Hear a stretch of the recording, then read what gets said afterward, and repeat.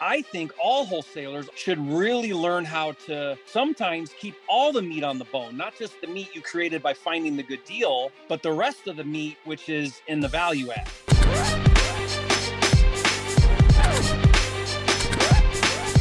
The Real Estate Funding Kit is out now. Learn how to get 100% funding for all your deals without dealing with the banks. Claim your free copy at myfundingkit.com. The key ingredient to really growing my business, growing my net worth, making millions of dollars a year in real estate has been raising capital. And so I'm really passionate and excited about today's topic, because if you learn how to raise capital, then really the sky's the limit. And that it really doesn't matter what strategies you end up doing in real estate. If you can raise capital, then you can get funding and you can put together all types of different deals. And that's really exciting. I've got a deal right now in Puerto Rico where I live. It's an oceanfront property. It's an $8.5 million buy.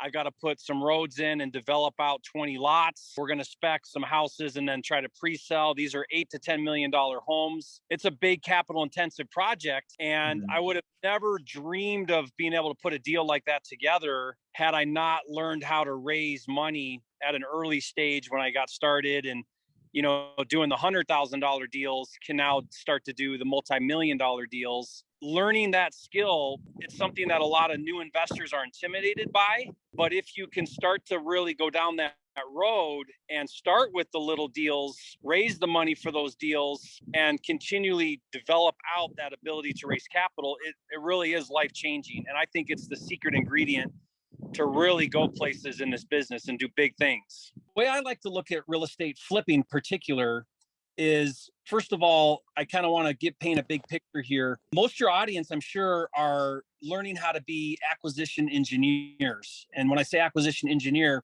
meaning the ability to go out and source and find good deals that you can then somehow control, whether it's through creative financing, through a contract and buying cash, whether you end up wholesaling those deals, keeping them as rentals, fixing and flipping them, whatever it is. Being able to master the art of acquisitions is such a valuable skill. In the beginning, with a low barrier to entry, most people wholesale. That's what I did. I wholesaled for a couple of years before I did any other strategies. And that's great because it's low risk, low barrier, and you can get some quick cash. It's a great way to get in the business. It's usually not the end all be all. Usually it's a pit stop. It's a stepping stone into other things. And one of those other things that's a natural progression is fix and flip. In that case, then you go from, marketing or implementing your time, energy, and effort to acquire that good deal to now taking it down. And when you take down real estate, you now inherit risk because you're on title now. As soon as you take title to real estate, inherently you take on risk, especially if you're putting your money or somebody else's money into buying that real estate. So the ability to then get the capital, whether it's your own money or somebody else's money, to then take down the real estate opens up more opportunity to do a value add. And a value add usually is in the form of rehabbing, increasing the value by doing repairs on the property, and then being able to sell that property for a greater profit. It's kind of like wholesaling is you're getting a little bit of the meat on the bone and giving most of the meat on the bone to the flipper. Well, I think all wholesalers, all acquisition people should really learn how to be selective and sometimes keep all the meat on the bone, not just the meat you created by finding the good deal, but the rest of the meat, which is in the value add.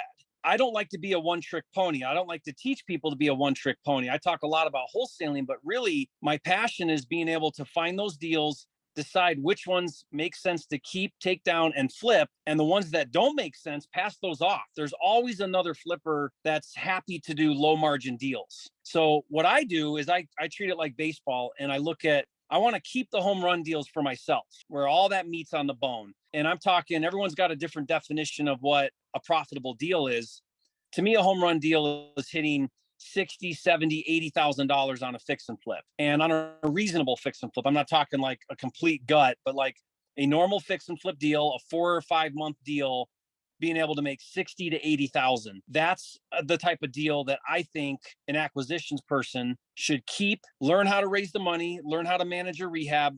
You keep that $80,000 rather than pass it off for a $10 or $15 or $20,000 wholesale fee. The singles, doubles, and triples that don't have those kinds of spreads, those ones you pass off and make your wholesale fee. Don't tie up your bandwidth and time, energy, and effort and resources in doing those low margin deals. So I'm kind of sharing here like my mindset of how I look at deals. I want to be picky. I want to be choosy. I want to just do those home run deals, wholesale everything else. So what does that mean now? It means, well, when that home run deal comes along, I need to be able to act quickly. I got to be able to take action. I got to be able to close in 2, 3, 4 weeks on that deal, which means I need to have access to capital. When we look at available capital in the marketplace, that right now, this will slow down a little bit and get more expensive as the market slows down. When the markets are good, access to capital is easy. It's fast, it's easy, it's cheap.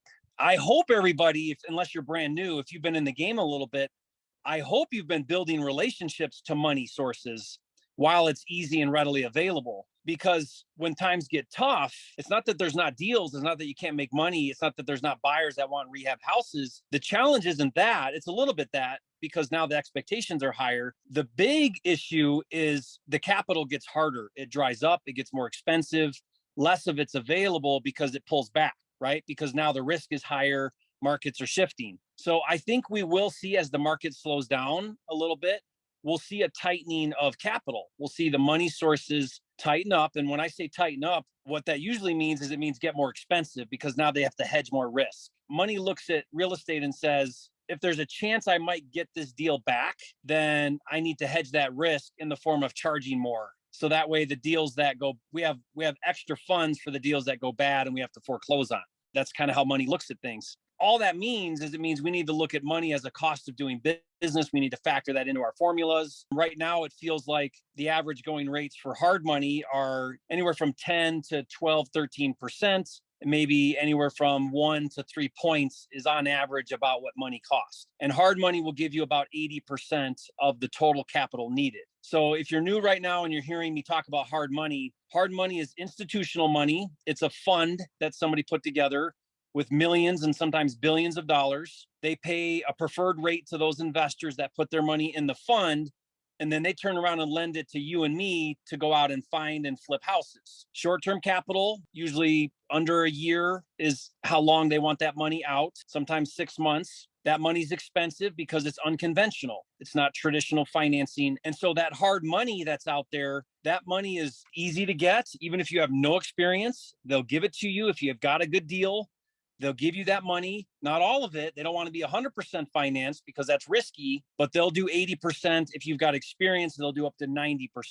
I'm generalizing here, but 80 to 90% of the total money needed for the deal. So I'm talking money to buy it and money to rehab it. If you're new, and even if you're not new and you're seasoned like me, the goal is to fund deals with 100% other people's money. What I teach how to do is how to go out and find that hard money. Like I said, it's readily available. It's easy, but you could just Google your market, Nashville hard money lenders, and you're going to get a list of local active hard money lenders in your market, whatever market you're in. Reach out to them. They're not going to want to talk to you unless you have a deal. So you need to get a contract on a deal, which is kind of scary because you don't know where the money's coming from. Give yourself a 30-day close or longer. Get a contract. You look up a hard money lender. They're going to underwrite your deal. They're going to look at value. Some of them do an appraisal. Some of them do a desktop like review. They like the deal. They like the numbers. They're going to give you 80% roughly of the acquisition and the rehab money. And they're going to expect then that other 20% is coming from you or somewhere else. When we get to the private money side, that's the secret ingredient. Hard money's easy because it's there, it's available. There's a bunch of them. The 80% is the easiest part of the whole thing. What's exciting about that is it means now I just got to go find 20% money, the second position money. There's ways to get that. It can be in the form of a line of credit. It can be your own personal funds. But what I want to do is I want to go raise private money. Private money now is just an individual. It's a person who's got access to some capital that will lend it to you in real estate, and they're happy to make 8, 10, 12% on their money. And these people are everywhere, and they're people that you don't even suspect sometimes. Most of my private money investors are IRA investors, which means it's someone that works corporate. They've got $25, $50, $75, $100,000 in their IRA. I show them how to self-direct it, lend it to me on deals, and I'm off to the races doing deals. You don't need a lot because remember, it's the 20% capital that you're missing. So for example, if you need $200,000, let's say 150 to buy it, and you need 50 to rehab it, 200 total, and you can sell that deal for 300 fixed up. If you look at the 200 total, 80% of that is what? 160. So you need $40,000 in private money now. Do you know how accessible $40,000 is in the marketplace? So many people you go to church with, people your kids play baseball with. It's all around you, people that have $40,000. They may not know that it's accessible, that they can lend it to you in real estate. That's where you need to come in and educate them. I take people that have the $40,000 in an IRA, average people that work corporate America. I explain to them, hey, you can earn 8 to 10% on that money. It's safe, secured. It's in a real estate deal. I'm going to pay it back in 6 months when I flip the house. That person then lends that money to you. That $40,000 gets you now to the 100%. And you're doing a deal that's going to make you $60,000 or whatever with none of your own money into the deal. The financing cost for hard money and private money, you have those payments. We call that carrying cost. The cost of the financing, I call carrying cost, because you're carrying the property with financing. And so we factor that in. I like to factor in 6% of ARV, 6% of the after repair value is built into our formula. So we're building in 100% financing into the deal, so that money's factored into the deal. So when I say, make $60,000 on a deal, that's after paying financing costs to borrow 100% of the money. And if you think about it, how exciting is it to learn how to go find deals, get 100% of the money, none of your money into the deal, take down that deal, do those repairs, turn around and resell that property and make $60,000 or 50 or whatever it is, and make that in a 4 to 6 month period. That's pretty exciting to think that you can do a deal like that, and you can. I'm curious about the 20% where you raise from your kids' baseball team's IRAs. Do you pay them a percentage of that $60,000, or are you giving them more of a flat rate? Yeah, so there's two types of financing. There's debts or there's equity. When you give somebody a piece of the profit, now you're paying them in equity. Debt would be just a straight interest rate. So they get paid first. It's a percentage interest on the money they lend you, and they get no equity on the profit of the deal. Or you could do a quasi. You could do debt and equity. So you could say, hey, I'll give you 6% interest on your money, and I'll give you 20% of the profit. You could do 100% equity, where you go straight to that baseball IRA and you say, hey, I need 200 grand for my deal. Give me all 200 grand and I'll give you half the profit when I flip the house, or anything in between. There is no like right or wrong. You do want to think about the opportunity cost for equity over debt.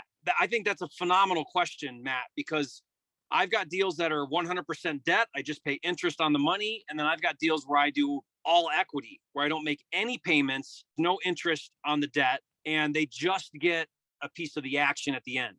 I think for kind of average size, normal size flips, equity, you're giving up too much money in the deal, and you don't need to. Most people are happy with debt. They're happy with 8, 10, 12% interest. Where equity starts to make a lot more sense is peace of mind and stress. So for example, when I do my $1 million deals and I borrow debt and I've got a $10,000, $12,000 a month payment on that debt, very stressful. Every month I'm making a $10,000 interest payment on the debt. Super stressful. Sometimes I'll just do straight equity with one of my investors and I'm not making any payments. I don't have all this pressure. When we flip it, I'm happy to give 50% to the investor because we made $400,000 and I didn't have all the stress of the monthly payments. Sometimes you end up paying about the same anyway, depending on how long the deal is. So, if I'm paying $300,000 in debt over an 18-month deal, let's say, maybe that's about the same as paying half the profit. I'd much rather have the less stress finance structure. So financing is all about your structure. What makes sense? We had a question from James, and I was going to go ahead and read it to you if that was okay. He's having trouble convincing private lenders to lend to him because people fear losing their nest egg. So he's looking for more tools that will help him convince other people that it's safe to invest with him. This is actually a phenomenal question. I'm glad you brought this up. When you look at hard money as a comparison, it's very numbers driven. They don't care so much about you. It's not about their relationship or trust or anything. They strictly look at the numbers. If the numbers make sense, they'll lend on the deal. Private money is the complete opposite. Because it's an individual, because it's their nest egg or it's their IRA that they've been building for 10 years or 20 years or whatever, they're much more reluctant to part with that money, which means the way you attract private money is you have to focus on the trust factor. They're lending to you, not the deal. Now, you want to make sure they feel comfortable with the deal, and people will not lend in something they don't understand. So if you can't explain the deal in a way that makes sense, they're not going to lend you the money, first and foremost. But second, and more important, do they know, like, and trust you? That's kind of the chicken before the egg, because if you don't have a lot of experience and you can't ride on your experience, then it becomes a little more challenging. For me right now, I can show somebody, hey, I've done thousands of deals, and I can really lean on my experience. And I can kind of like crutch on that a bit for someone that maybe doesn't know me very well to then lend me the money. That wasn't always the case. When I first started in fix and flip, I didn't have experience. I didn't have deals under my belt. And so I had to find a way to help people feel comfortable. I'm going to pay them back. I'm going to pay them on time. Your money's in something that's safe and secure. And so those resources where I went to that My Funding Kit link, myfundingkit.com, the majority of that resource is how to do that. There's a PDF that you give somebody that actually explains how to invest in real estate, why it's a good investment, why it's safe, how it's secure. I go through steps that you have to explain to somebody. Here's how it's going to work. Once you lend me the money, here's how the money gets put to use. Here's how you get paid every month. Here's how it gets paid back. Here's how it's secured on title with a lien. You have to have the vernacular. You have to be able to communicate effectively, which means you need to learn the vocabulary of finance and then be able to explain it in layman's terms to somebody who doesn't know. Someone who's never done this before, they don't know how this works. But if you communicate it effectively, they will lend you their money, because their money's not earning 10% right now. Most people, they don't know how to earn 10, 12%. And even if you pay them 15% on that 20% money, if you think about 15% on 40,000 versus 10% on 40,000, the difference is peanuts in how much you're paying them, but getting the $40,000 to then allow you to do the deal that makes you $60,000 in profit, it's huge. The $40,000 to do the deal is where all the magic is. Why? Hard money's easy. Private money is where the game is at. That's where you transition into becoming a flipper. Being able to raise the 50,000 from this person, the 100,000 from that person, and you get 4, 5, 6 people that all have a little bit of money, and now you're doing 10, 12 deals a year, just like that. Not only is it only a couple $100,000, but think about it. If you borrow 50,000 from somebody and it's a 6-month deal, that means you can do 2 deals with their 50,000 in 1 year, because it's a 6-month deal. So that 50,000 allowed you to do 2 deals, not 1 deal, 2 deals, and that's just this year. That same $50,000 next year is 2 more deals, and the following year 2 more deals. I've made millions of dollars on the same $100,000 investor on the secondary money over years. And they compound that money, because when I pay them off and I give them the interest, that money goes back into their IRA, tax deferred or tax free, right? Because they can't spend that money if it's in the IRA. So then they turn around and lend me 110, and then they lend me 120, and then they lend me 150. So I have investors that started with me 10 years ago and 15 years ago, where I've doubled their money, and they keep relending me the new capital. It's just massively huge to your investing career to learn how to go out and start talking to these private money investors. People do business with people they know, like, and trust. What I do to really win them over is I want to over communicate the safety of the deal. Private individuals are most concerned about safety than they are about return on investment. And what do I mean by that? It's less about you paying them 12% over 15%. I mean, that's attractive, but it's more about, are you going to pay me back? Am I going to get my $100,000 back? That's concern number 1. Concern number 2 is, okay, well, how much am I going to make lending you my money? So we tend to think the other way. We tend to think, if I just throw more of an interest rate at them, they'll be more excited to lend me money. And it's actually not true. In fact, studies show that the higher the interest rate, the less safe people feel, because they feel like it's more risky, which is why you're offering more of an interest rate. What that means is, it means you've got to really communicate the value of your deal. So what I'll do with investors is I'll say, look, Here's a breakdown of the condition it's in right now. Here's a breakdown of comps of what I can resell this for. Here's bids from my contractors. Not only do I have bids for my contractors, I have 3 bids for every single trade and every single item on the rehab. I got this all together here. And I want to walk you through why this is a good deal, why it's safe for you, how you're protected, how we're going to put a lien on your investment on the property. If I get hit by a bus, you take back the property and get your money back. All of those things around safety need to be the primary way of communicating to that private investor. Hey, Jerry, that gave me a lot of good ideas. And I had a personal question. If there is a recession and the value of the property goes down, how do you handle that? Or how do you set up your deal to be ready to handle that? And how would you address that with a family member who's lending you money and is asking that question? We need to be bringing that into our dialogue with the market slowing down. So first, let me explain how I'm looking at fix and flip, and then maybe some ideas on how to communicate a slowing down in the marketplace. When the market slows down, what it does not mean is it does not mean that there are no longer buyers that want renovated homes. What it does mean is it means buyers can now be more choosy. And it also means that if the market's going to slow, then days on market are going to increase, which means we may be sitting on our properties a little bit longer than we were before. It does not mean that buyers don't want fully renovated homes. There is still a demand for that. There will always be a demand for that. I flipped houses right through the '08 crash, which was a huge crash. And I was still flipping houses month in and month out because buyers still want to live in houses and buyers still want newly renovated houses. So a couple adjustments that I'm doing that I think every flipper should be thinking about is we need to be a little more conservative on ARV. If we're looking at past data on the past 6 months of what homes sold for, then we can't be thinking that it's going to continue to go up and that in 6 months from now, I'll sell it for more. So I'm tightening up a little bit, not a lot, but a little bit on my ARV. I want to be a little more conservative because we base ARV on historical data. Well, that's okay, but it doesn't factor that in 6 months from now, values could be a little bit lower. So if my ARV on paper looking at historical data is 350, maybe I go 325 with an ARV to anticipate a little bit slowdown, or that I can sell my house a little quicker by pricing it a little bit lower. The second thing I'm doing is I'm stepping up my rehab game, meaning, man, we were getting away with whatever we wanted with rehabbing. Like the rehab bar was so low for the past couple of years, especially since COVID. I was leaving kitchen cabinets. I was, lipsticking on a pig, carpet paint, throw it back up, sell it for, $100,000 more, done. That roof that I left before, I better replace it.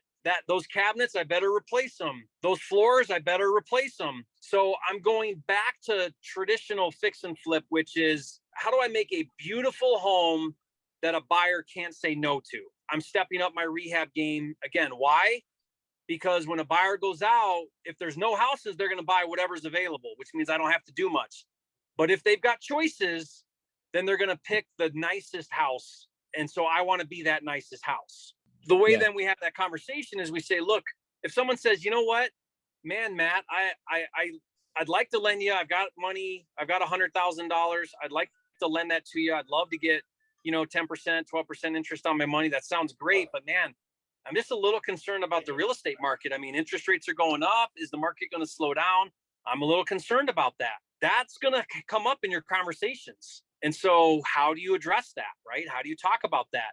And so the way that I talk about it with my investors is I tell them, I say, look, I also have that same concern. So what that means is I'm less aggressive on what I can do with my deals. Rather than going with an aggressive after repair value, I'm factoring in that it may sell for a little bit less. I'm building more margin in. Instead of turning this deal in 4 months, I'm going to factor in 6 months. Just communicating that you're going to up your game and you factored in the things that may affect a slowdown is how you reassure somebody that it's still a viable deal. Hey, this is David asking a question for Paul Myers, who just had his 4th baby. He says he's borrowed $250,000 to $500,000 from family and close friends, and he's never borrowed hard money. And he's wondering if he can raise 100% of his project from private at 4 to 8% with no points. Should he continue to do that? No, great question. So you need to leverage that access to capital you have a whole lot better. Don't tie up 100% of their money on deals. Think about it this way. If hard money will give you 80% and it's easy to get, they'll lend it to you right now in a nanosecond. Get that easy money, even though it's more expensive. It's not that much more expensive. It's a little bit more, but it gives you so much more freedom to do so many more deals and bigger deals. Use your family's $250,000 to cover the 20% you're short. And now look what you can do. You can do 10 times the deals and you can do bigger deals. So now instead of going after marginal deals or like, ARVs in the 200s and 300s, now you can go do a 600 ARV, borrow where you're borrowing hard money and you're using your family's private money on the 20%. And now you're doing bigger deals and more deals for the same money with the same money you had before. Let's say that you had 100,000 and let's say that you're doing deals where you need 100,000. Well, hard money will give you 80, which means if you took the 100 and you did the 20%, you could do 5 deals with that 100,000 instead of 1, because now you're spreading that 100, 20 at a time over 5 deals. Right. The same thing applies with you on the 250. You can do a whole lot more. And that money you have is flexible because it's family money.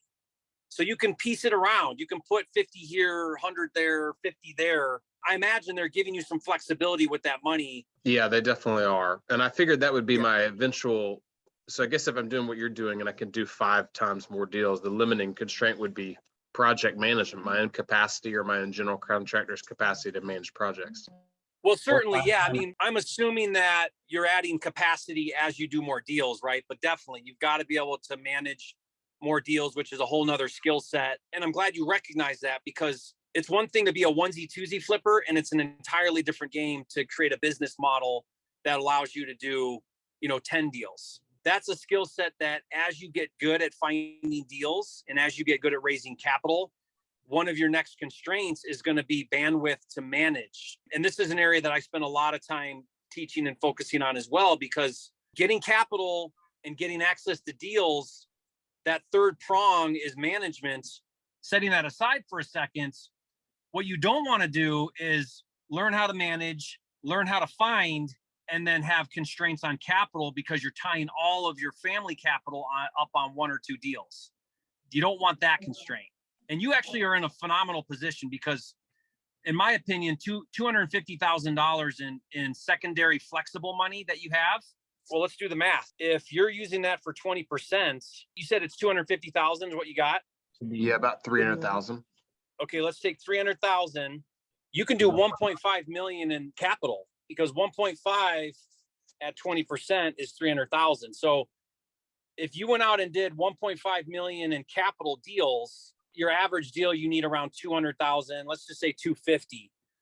Well, 1.5 million in access to capital divided by 250 means you could do 6 deals. But that's if they're 6-month deals. You could double that if you're doing 6-month deals. So you literally could do 12 deals a year if you borrowed 80% hard money and used your family money for the 20%. You could be doing 12 deals right now, assuming you could find them and assuming that they were selling for, 300,000 or so. I mean, look at how you can leverage that money you've got. It's amazing. Yeah, that's phenomenal. I think just having you teach me through your podcast to add on flips, add on fix and flip every 4th deal has taken us from last year where we didn't flip any homes and we did 27 deals. And this year I've done a flip and made 52. I just sold one for 340 that I made 67 on. And then I'm about to sell a third one that I'll make 70 on. So that's changed it's increased the gross revenue of our wholesaling company substantially.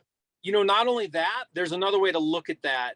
Right now, you're learning how to fix and flip, and you're doing phenomenal because you're making, those profits are amazing. Like that's really awesome. You should be so proud of yourself and your progress you're making. But there's another way to look at this. You don't want to stay in those mid ranges long term, because those deals you're doing, if you were to do a 600 ARV, the only thing that's really going to change is you're going to be doing a little bit nicer neighborhood, same rehab, same kitchen, same countertop, same everything, to go from 300 to 600. The quality and the process of renovating and the contractors, the materials, none of that changes for the most part. Maybe the house is a little bigger. Maybe the square footage is a little bigger. Definitely more capital, that changes.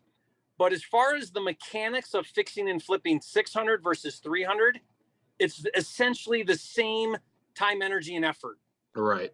But your profits double, triple, and quadruple when you start to go up in ARV. Totally. Where I'm going with this is pretty soon your 70K threshold for a deal for fix and flip is going to become 90 and 110 if you decide, and 110 and 150 and 300 and 500.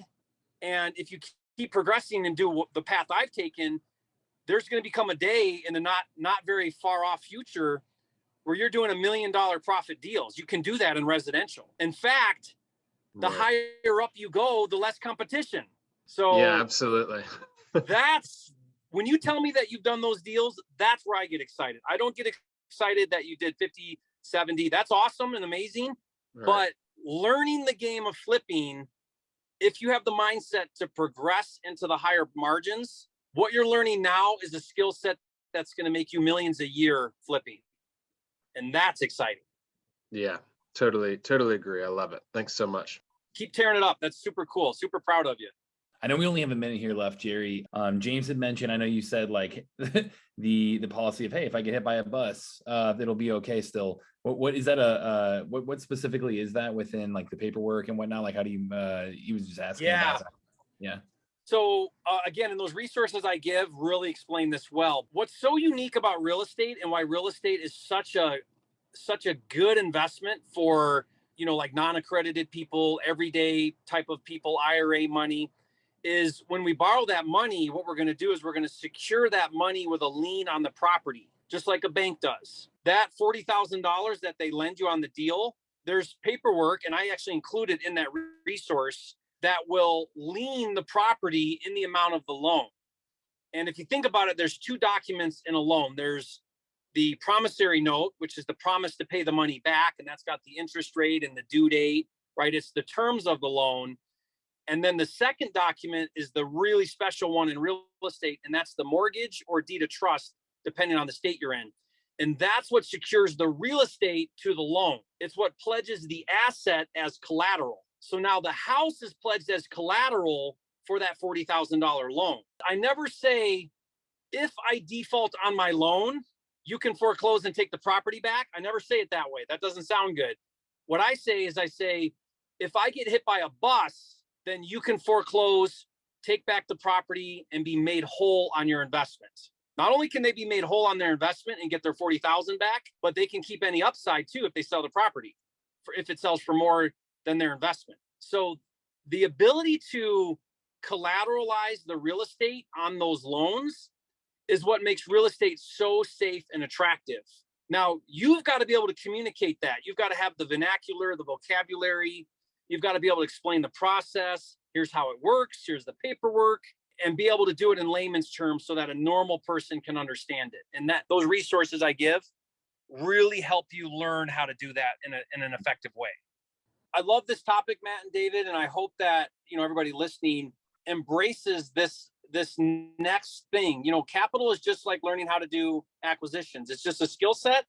It just takes practice. It just takes application. And next thing you know, you've added another skill set to your investing tool belt, and opens up all these new doors to be able to do bigger and better and more things. So it's exciting to learn how to do. Jerry, You're a fucking genius. Thank you. This was awesome. Really, really appreciate your time, man. Thanks, Jerry. Yeah, you're welcome.